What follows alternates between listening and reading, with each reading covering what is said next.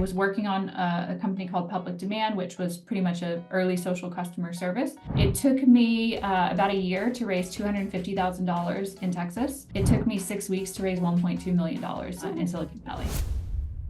As founders, it's our job to maintain our eye on the business, on the product, at the same time, the team, at the same time that we're fundraising, right? You are the one driving the process, right? So you're the one who has to keep the subsequent meetings going, keep pushing to speak to. If you do not hear from somebody, that's a no. Silence is a no. Oftentimes we'll see founders who have a very broad range of the amount of capital that they're looking to raise. Oh, I need $10 to $20 million. Well, that's very large difference between $10 and $20 million. Being able to bring your product to market and innovate, continually innovate, I think is more important now than ever.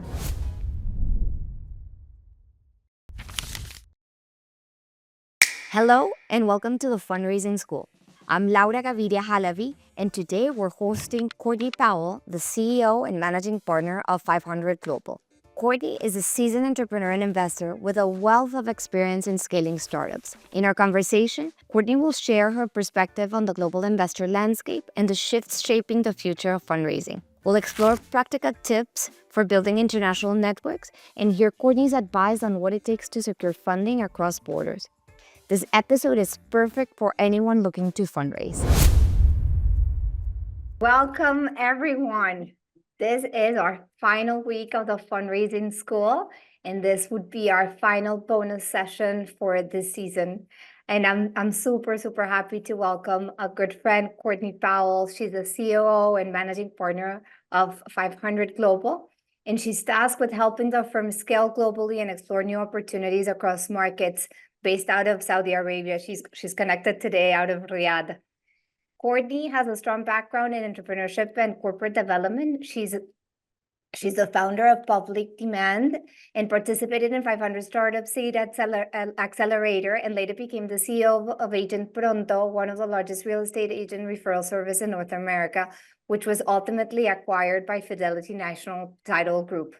She was also the head of corporate development at Keller Williams, the largest real estate franchise in the world. We're very happy to have you here, Courtney. Welcome. Thank you so much. Really happy to be here and love this initiative. Thank you. Courtney, why don't you start a little bit with your role at 500 Startups and what it entails? Yeah, of course. So, just kind of starting a little bit from the beginning, as you mentioned, I went through the batch 4 out of 500 back in 2012 when 500 was based in Mountain View. And at the time, it was pretty small, right? It was like 4 or 5 kind of full-time people investing primarily in the US, but also beginning to invest globally.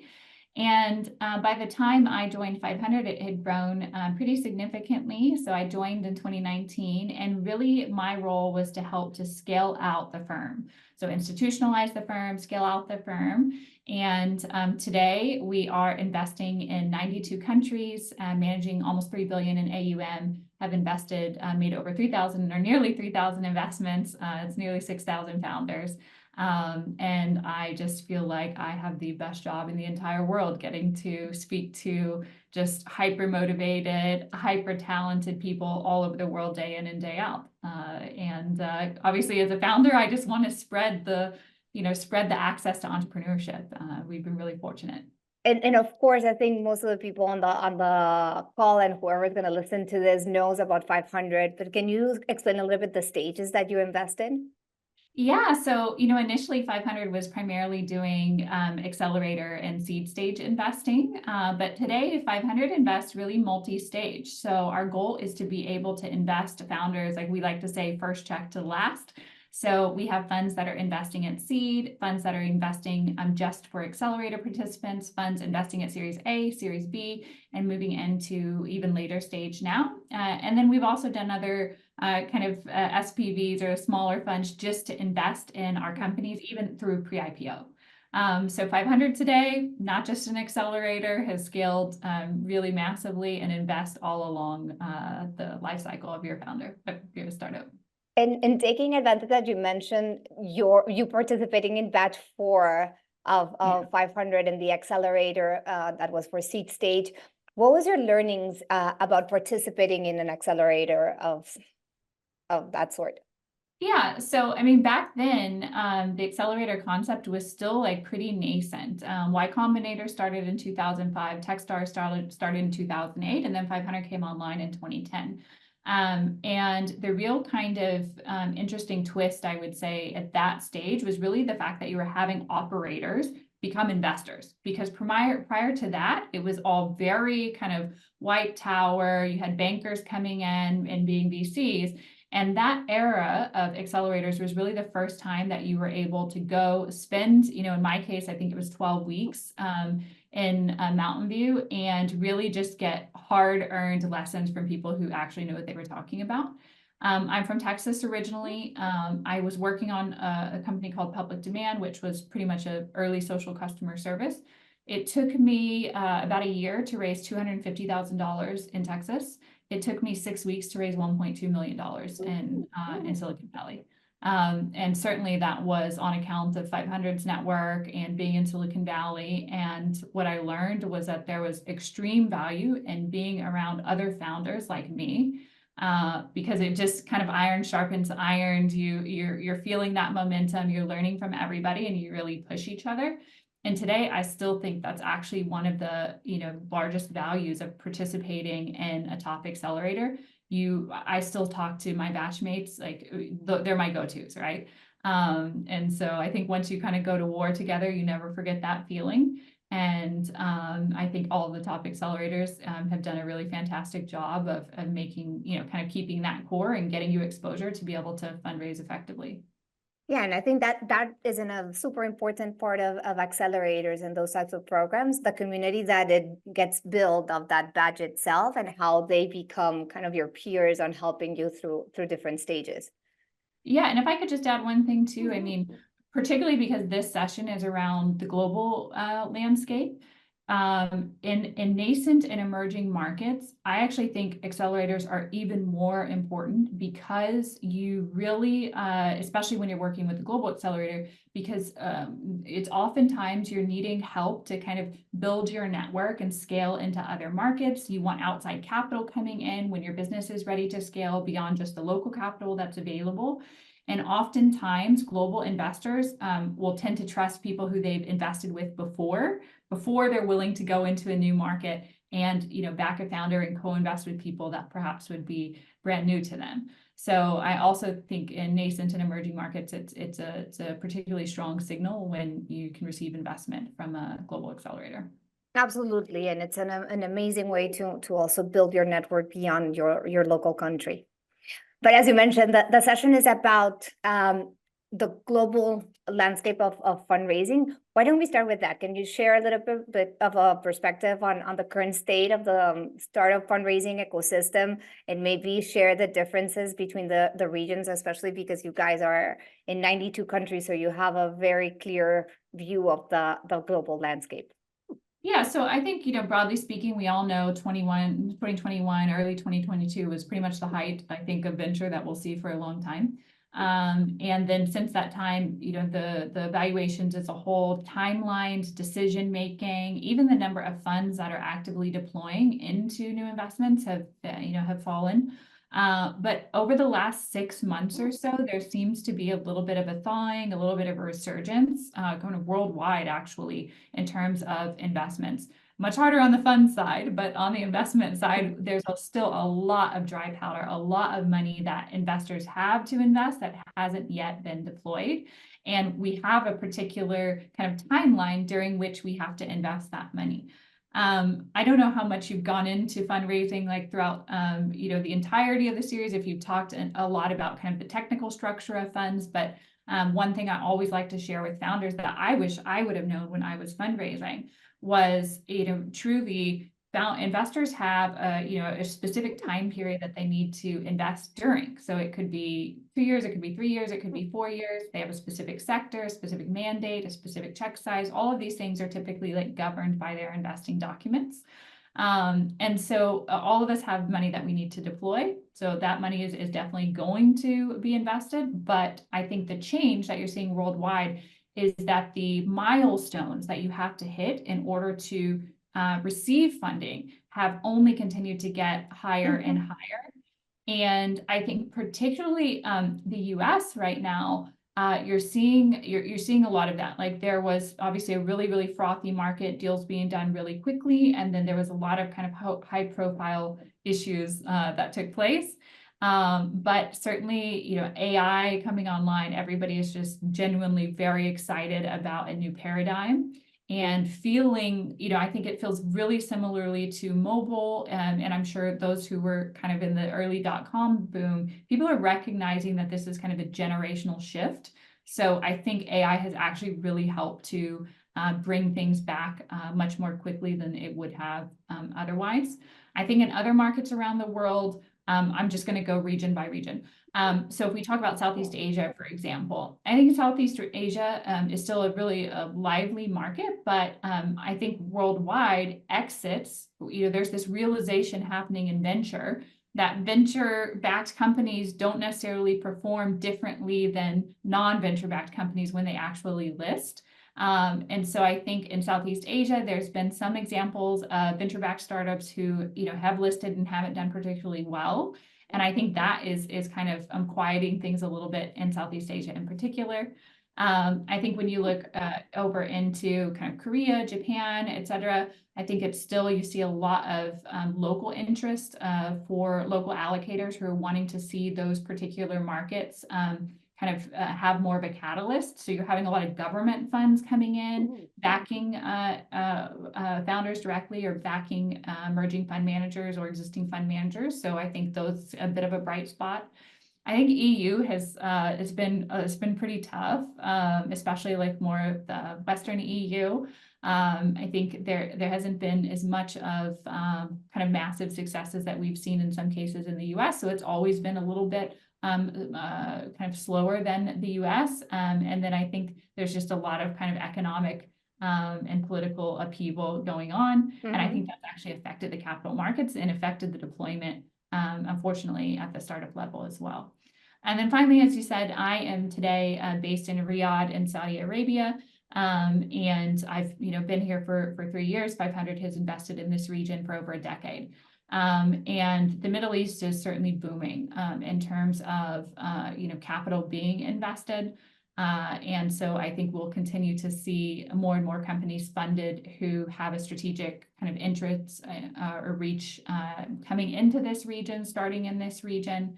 That tends to be a little bit of a bright spot right now.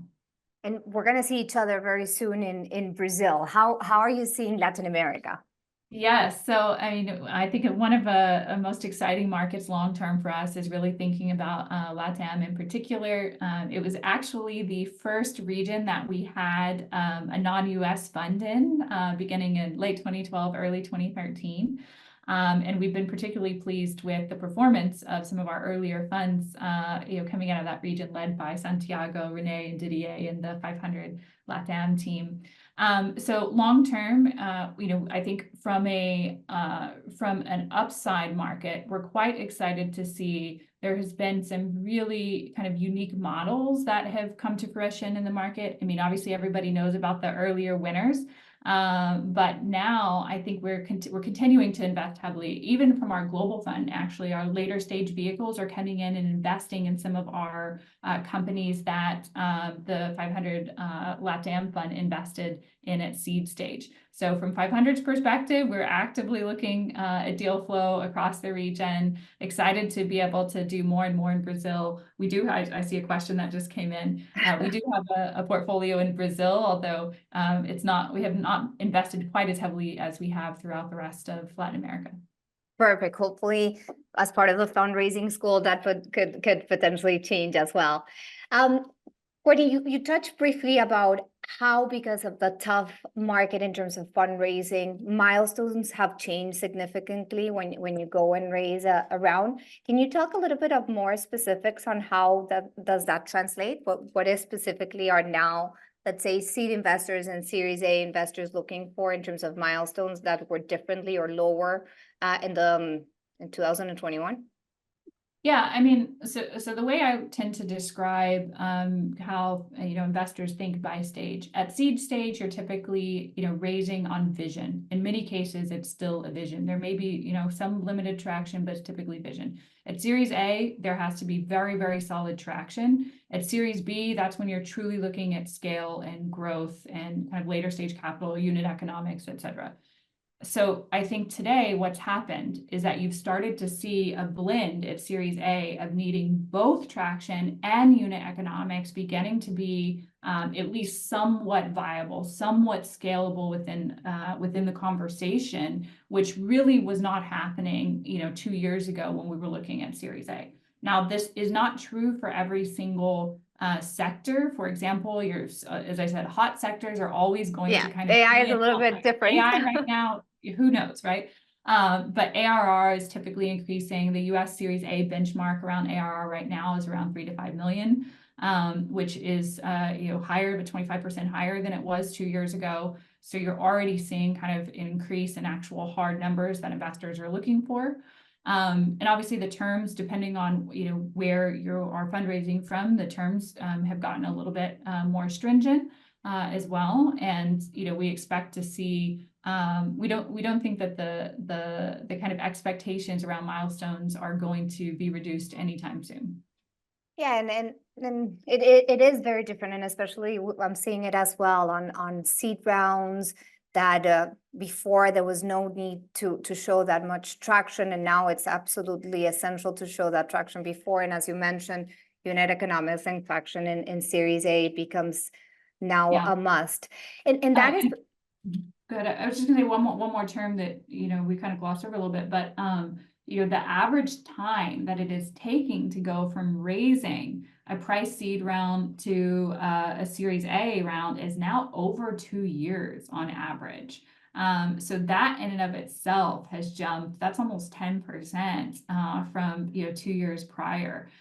So the milestones are continuing to grow. The time it takes is taking longer because people have capital to deploy. They have the ability to kind of be more patient in their decisions. But I think it's super important, like despite all of these stats, despite whatever it is that I'm saying or others are saying, like a great business is always going to get funded. And that I think really needs to be the mantra of anybody raising in this environment. Focus on the product, focus on the growth, focus on getting there with the traction. Like you will, when the money makes sense, you will find it. And that has translated as well in a higher number of bridge rounds. Can you explain a little bit of what bridge rounds are and what that means for founders? Yeah, so from a bridge round perspective, a bridge is typically, so let's say that as a founder, I have raised a seed round and I'm not quite ready to have a full-on priced round at Series A. So typically today you're raising at seed on a safe note or a KISS note. So there's an implied valuation, for that convertible note, but it's typically not an actual priced valuation for your company. But by the time you have an institutional investor coming in to lead a Series A or Series B or later, there's an agreed valuation to set the terms of your ownership as that investor coming in. So what's typically happening with a bridge round is that you may, for example, what we say in this field, like stack convertible notes. You may have additional convertible notes that have a slightly higher valuation cap, but still aren't necessarily setting a priced valuation, a hard valuation for your company. Now, in nascent and emerging markets, having these bridge rounds has always been kind of how things have been done. But what we've seen change in the US is more and more founders are delaying a priced round, but taking on more convertible notes, amending the terms of their financing to be able to do this. You're also seeing things like kind of new financing vehicles coming in, looking to raise debt, for example, especially if you're in particular sectors of fintech, and certainly just people waiting longer.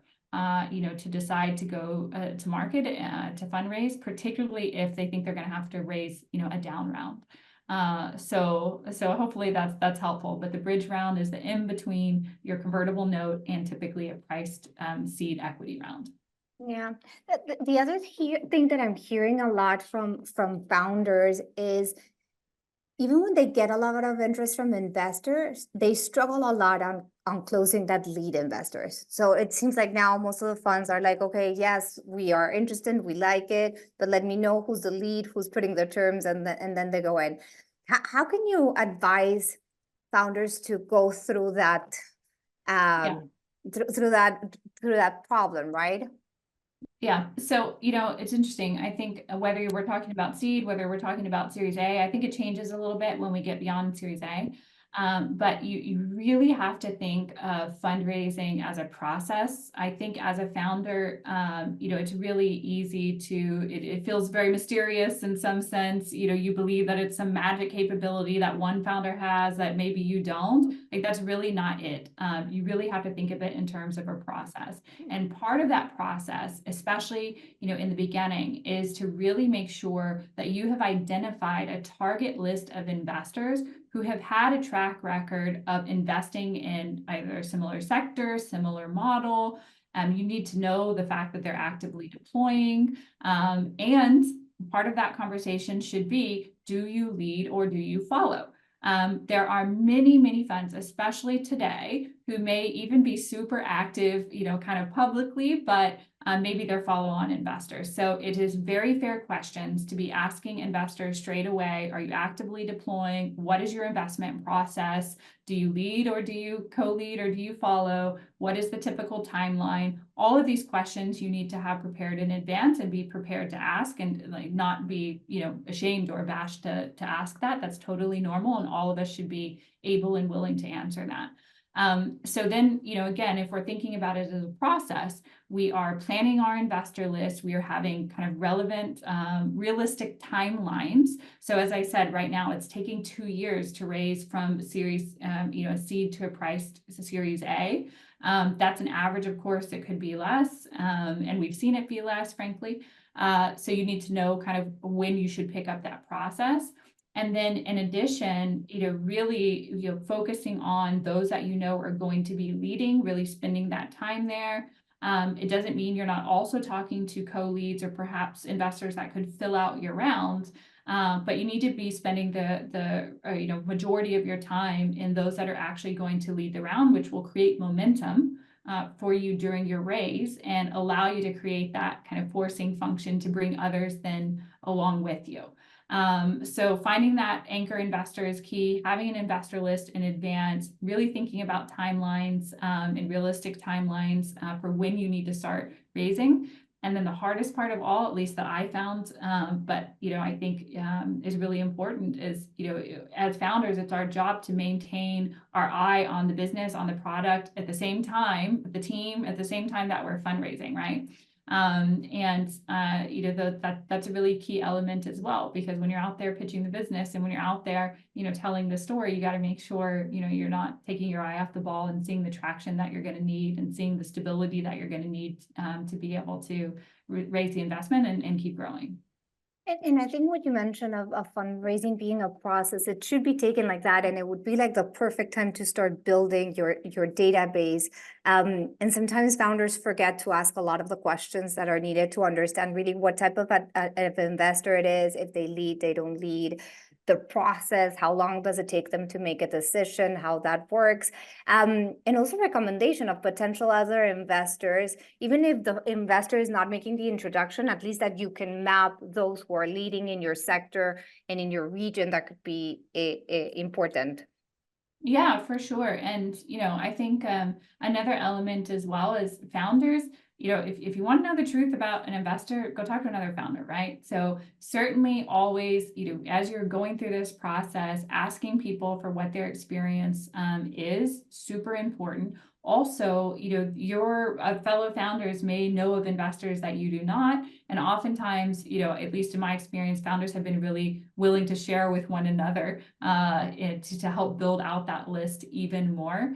And today, there's so much information available, whatever, Angel List, just online, Twitter, LinkedIn, everywhere. It's a little bit easier to build a list today, but Again, it is a process. It takes time. You have to run it like you would any other strategy in your business. Think of the roadmap that you're creating. Think of the key constituents. Think of, the channels that you need to build, and go from there.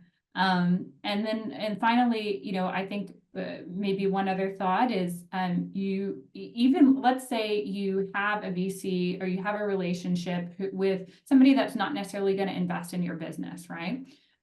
It's really great to have a VC friend or somebody else who kind of has a similar mindset, who can just be super, super honest with you about what it is, how your pitch is coming across, whether or not you are providing the information that's necessary, how compelling it is, et cetera. You want to practice before you're actually in the room with those that you're trying to pitch. And then, recognize that even after the pitch is done, it's still you are the one driving the process, right? So you're the one who has to keep the subsequent meetings going, keep pushing to speak to. If you're talking to an analyst, you need to get to a partner. If you're talking to a partner, you need to get to a GP. You need to know when the ICs are. You're the one that really needs to drive that process. But let me save you a lot of work. If you do not hear from somebody, that's a no. It's a no. Silence is a no. It doesn't matter what you tell yourself, silence is a no. And I think that's a really, really hard lesson to learn. And I see founders struggle with it all the time. I've struggled with it myself. So just cut your losses, move on. Thank you, next. Although I do believe that as investors, we should be better on literally saying no to founders and just not kind of ghosting them. I don't understand why the process is kind of just like not responding anything anymore, and that's it. But you're right. A silence for a couple of weeks, it's absolute no. Even, and especially if you have followed up a couple of times. Let's go then continue. Let's with very, very tactic and practical tips. What are some of the most common mistakes that founders have made during fundraising? Okay, so I think one thing that's super important, by the time you are at Series A, right, you should already have established, clearly what your business model is, and you've understood it, and now you're looking to put the funds toward a specific aspect of your business, right? So oftentimes a question that actually I was just asking somebody earlier today, like, what is the rate limiter on your business right now that you're trying to solve? What is the bottleneck that you are trying to solve that you need this money for? Is it product? Is it your sales channel? Is it marketing? There's something, that there's growth, and the only thing that's missing to continue that growth is a certain amount of funds. Tell me what that is really, really quickly.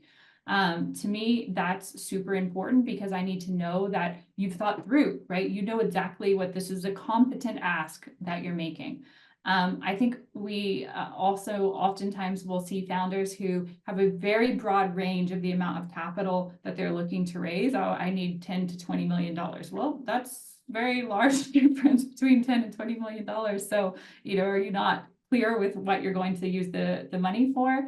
And then, valuation is just always a really, really tough conversation, but you can certainly be prepared by understanding kind of the comparable models in the market. So other founders or other similar, startups who have raised, what were the terms, that were disclosed, as much as you can find out about that. And then something today that I would say, in light of the economy, that I wouldn't have said 2 years ago, is you also need to be paying attention to the public market comps. So companies in your business that have fully scaled and had a listing or had an exit, what were the multiples that they got? I think gone are the days that you can, have a $40 billion valuation during Series B, and then you end up trading, 12% of that price on the public markets. So I do think you need to have just a long-term awareness of kind of how your sector is doing, even beyond Series A. Which may sound a little counterintuitive, but I think if you come prepared, knowing what's happening in the market, what's happening on the listings and M&A, I think that helps you to have a more structured conversation around valuation. Absolutely. And it's up to you as a founder to actually do that research and understand what's happening so that you can have an informed conversation with investors. One of the things that we mentioned is the complication on getting an investor to actually lead a round, or to get the investors to be extremely like engaged in the process, and how complicated networking is, especially for someone who comes from an emerging market. It's not in the US, not necessarily live in Silicon Valley or in New York. What are your suggestions for how to do networking, what to do in terms of warm intros, things along those lines? Yeah, so this is a great question. I mean, obviously, there's been a lot said about receiving a warm intro, and certainly if you can do that, amazing. But a lot of us can't. I certainly couldn't. Yeah, when I was running my startups. However, I do think today there is, again, just so much information available about who is investing, what they like, who they've invested in. I have personally, I would think about it in terms of who, if you have a particular set of investors in mind, then you know their portfolio, maybe try and connect with their portfolio companies first. So you develop kind of a relationship, and you're able to receive an introduction to a particular investor.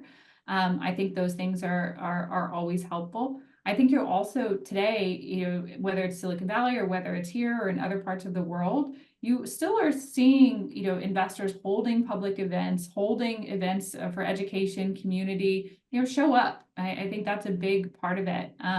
I don't always advise founders to go to big conferences and stuff like that. I think most of them are kind of a waste of money, but if you hear from other founders that something is valuable, I think that's usually a good indicator.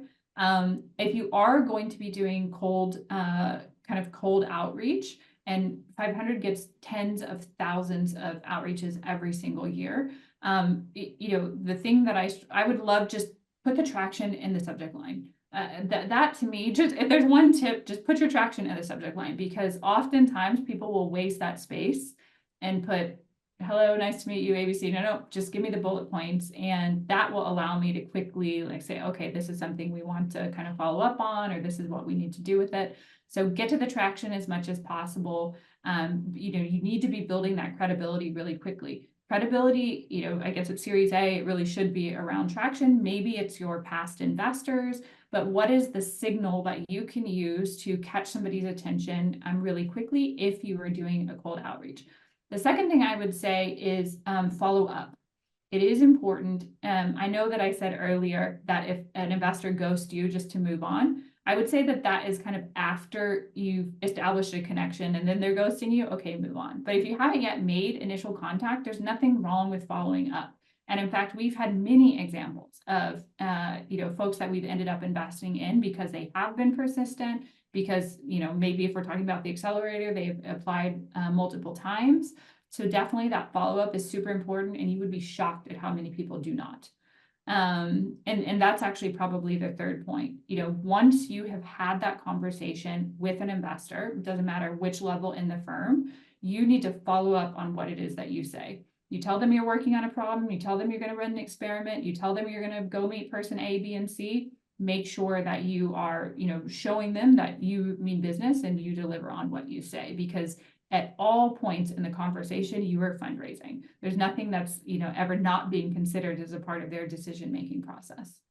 And maybe to go deeper on that, what type of, let's say, follow-up emails are relevant, or let's say that they already said no, but they want to keep track. What type of email engagement should founders have with those investors? Because at some point they're going to reach out to them again for a new round or potential investor further down the line. Like, how should they go about it?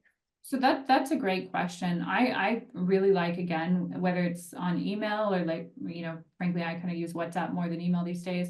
But bullet points, maybe it's just every couple months, every few months. I've got startups who will send me news clippings about themselves, even if we haven't invested, but it stays top of mind with me, right? Like, you can build the breadcrumbs, you build the consistency. And even if we haven't invested, I know so-and-so is doing, A, B, or C in the market right now.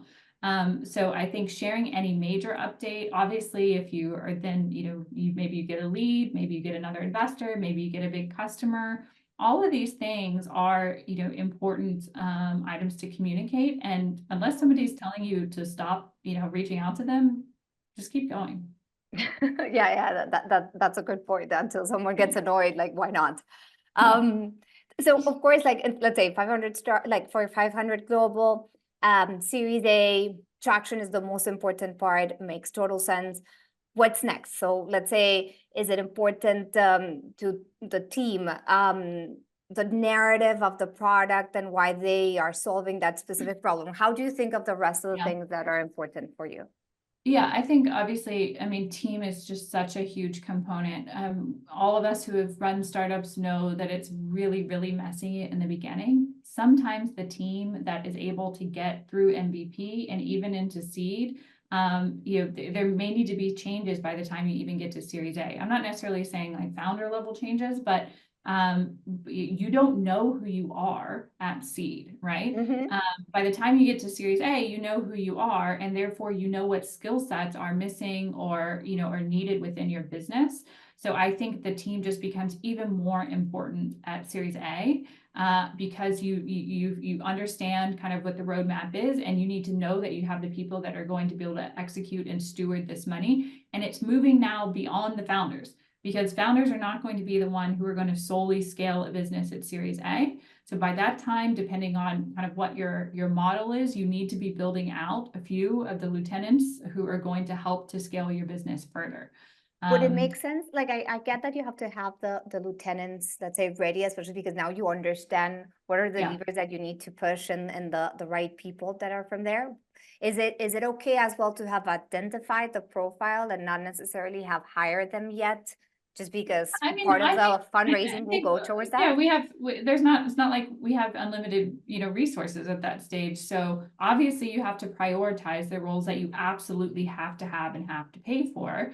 And as founders, of course, it's part of your job to be able to recruit and sell the vision and bring people on for, basically low pay and high equity in the beginning into key roles. And then eventually that converts and becomes a little bit more, balanced. But I think having those profiles identified is really important. I would say that it's hugely dependent on sector, though. If we're talking to somebody about healthcare and we're talking about anything related to a clinical setting, it's like, well, you're going to be a lot more stringent in anything that's highly regulatory than something that is a little bit, maybe e-commerce, for example. But I think, it's really the cognizance, as you've said, it's the awareness of the type of individuals, the skill sets that are going to be needed. It's also, we see so many founders, and certainly, I'm guilty of this myself. But Series A is where you start to see the concept that I learned from First Round Capital, actually, that we call giving away your Legos. So I'm a founder. I want to do everything myself. I'm going to run HR. I'm going to run, be the CFO. I'm going to be CIO, maybe everything. No. That might have worked at seed, but now you're having to actually delegate. You're having to actually learn how to scale yourself. And so I do think at that point, we're also looking for founders who are going to be able to grow to the next level of the business. Running a venture-backed startup is very, very different than running even just kind of a seed stage or MVP round. So we want to be backing people who can show that they are professional, can show that they can scale, that show that they can lead, and prioritize their own work as well. Yeah, and I think another way of thinking of giving away your Legos is pre-seed and seed. You're still trying to understand what this project is going to be about. Series A, it is a company very Yeah. clearly, and then you're going to go from there, right? And I think that's a huge distinction, and that's why it's so important, those companies that are able to go from seed to Series A. Yeah, and there's a bit of institutionalization going on at Series A, right? Like maybe everything wasn't cleaned up at seed, but now, you need to be thinking about kind of the administration level of the business. And by the time you have institutional investors coming in, they're starting to think about managing risk, right? Maybe not at the same level you're thinking at a Series C investment or a Series B investment, but like that conversation's there. Diligence is going to be very different at Series A. So you need to, be prepared. Your BDR needs to be full of the financials that are going to be requested. It needs to be, needs to have the roadmap. It needs to have the team profiles. It needs to have, the customer testimonials, if you can get them. All of these things, you should think about, you're asking somebody to part with money that they are a steward of, and that they are being held accountable to, return back to their investors. And I think really kind of thinking about, put yourself in their shoes for a second, just as they should be putting themselves in your shoes as a founder. And how can you give them comfort around your vision, your ability to execute, and your ability to manage the risk of the growing business? That's great advice. Courtney, as we start to close, would love to hear from you. Like, what are your predictions of the global landscape, let's say for the end of 2024 and 2025? Well, I think I'm very much not objective when I think about the global landscape anymore, because, certainly the thesis of 500 is that you are starting to see just so many markets around the world really kind of grow and mature. And I think there's so much opportunity in nascent and emerging markets around the world to build massive businesses. We had a great story recently. Two of our decacorns, one came from Australia, Canva, and then one, as you all know, TalkDesk as well. And I think they're just really great examples of companies that are being built that were not, US-based companies. So we are very, very bullish about seeing more and more massive winners come from around the world, which is why we are, have teams in so many markets and why we, invest globally. And certainly right now, I think if you look out of the latest, kind of our latest funding in the US, almost 60% of it had some element of AI. So definitely very, very real and relevant kind of paradigm shift that's happening. I think we'll continue to see that. I still think there's a lot of opportunity, especially within emerging markets across ed tech, fintech, and health tech in particular, like major infrastructure that still needs to come online and change. So we're continue to be excited about those industries as well. And given that you mentioned AI at the end, for those companies that are not pitching to you guys that are an AI first company, like just AI at its core, how do you see the rest of the startups using AI to make themselves more efficient internally? Is that now part of every pitch that you hear? I think more and more, especially within the last, I would say 3 to 6 months.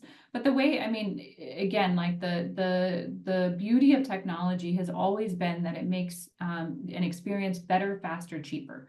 AI is just that 10x, 100x, right? So I think when startups and founders at the earliest stage are thinking about their business, I think that's a great paradigm to start with. Better, faster, cheaper. AI is going to do it. With or without you. So how is it that you're incorporating now to kind of leap forward and lean into that trend? And I think that's a really key component. And then also I think speed just really matters now. Because everything is getting accelerated in terms of development cycles, customer acquisition, all of it. I think that's another thing that maybe we haven't really talked about and doesn't get talked about enough, is just that the development cycles are getting so fast. Yeah. And so being able to bring a product to market, by the time you're at Series A, your product's already at market. Being able to bring your product to market and continually innovate, I think is more important now than ever. Perfect. Any last advice that you want to give founders, and what would be the best way for them to get to 500? Like, I'm not saying only an email, but the best way of navigating how to get involved or be able to pitch to you guys.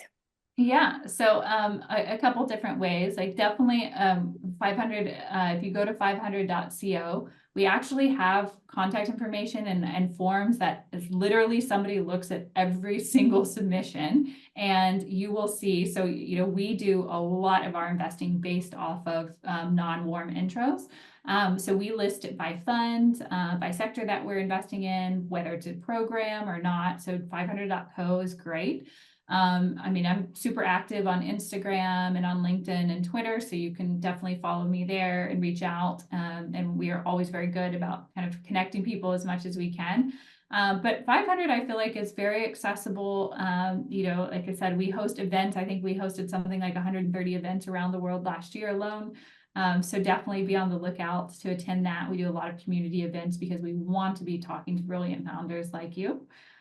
So please always keep 500 in mind, no matter where you are in the world, because right now I think we're doing almost a deal a day. Oh my So God, that's huge.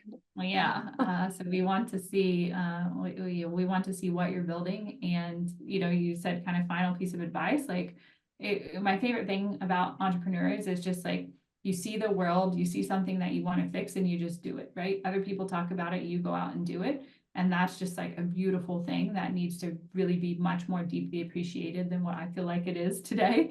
But that doesn't mean it doesn't come with lots of ups and downs. And for somebody who fundraises professionally every single day, I know that it is really, really tough. But it's really a mental game. So as I said, having that strong founder network, friends that you can commiserate with, so important. But doing your research, knowing it's a process, and being as honest with yourself as possible. That would be my biggest tip.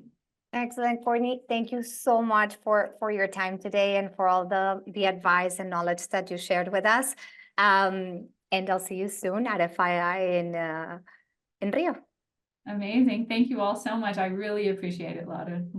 Folks, quick reminder, if you're raising a Series A or expect to do so over the next few months, you need to get your financials straight. And I would strongly recommend that you hire JP Donoso, the CEO and founder of Optics, to help you out in that regard. He worked at Rappi's internal team, we raised exceptional rounds with him, and he's helped dozens of world-class startups raise their rounds. So give JP a call.